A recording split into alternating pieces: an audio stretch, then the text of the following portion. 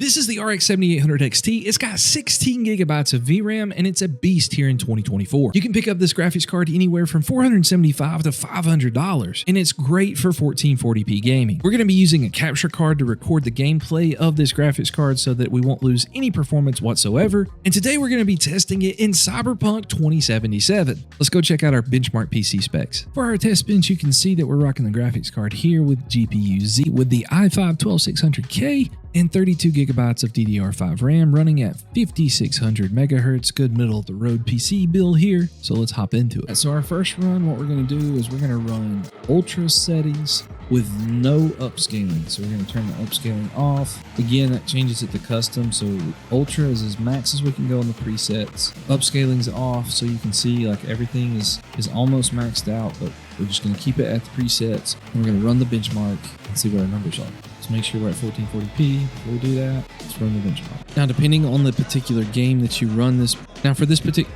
particular combo that we have going on here, depending on the game that you run, you may have some sort of like hiccups as far as your CPU goes. It's not going to stud or anything like that, but you see the graphics card is at 98%. So like most of the time that's going to be at like 100%, maybe 99.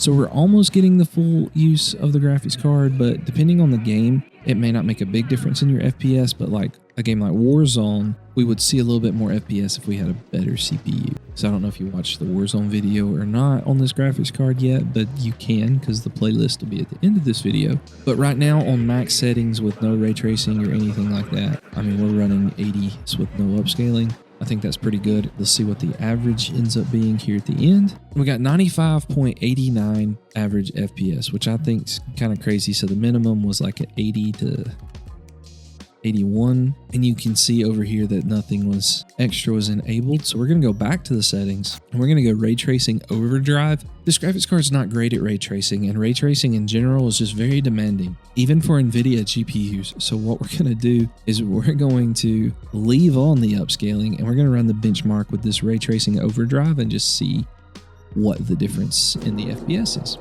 So we on the struggle bus, that's for sure. We're at 28, 27 FPS, and it's probably not going to get any better the longer we go through this benchmark.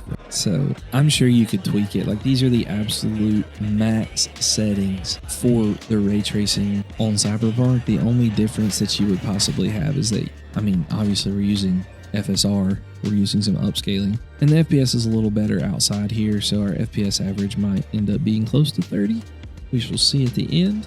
Either way, it's not a bad graphics card. The only difference or the only exception that I would say that might make a huge difference to us is that we need to kind of test it maybe against the 7900 GRE, which is only like a $50 difference in the graphics card price. It may not be worth the 7800 XT anymore. And you can see our FPS average, is 29. So not terrible for CyberPunk. Ray tracing with FSR, we'll take it. But if you want to see any other games, then go look at the playlist right here.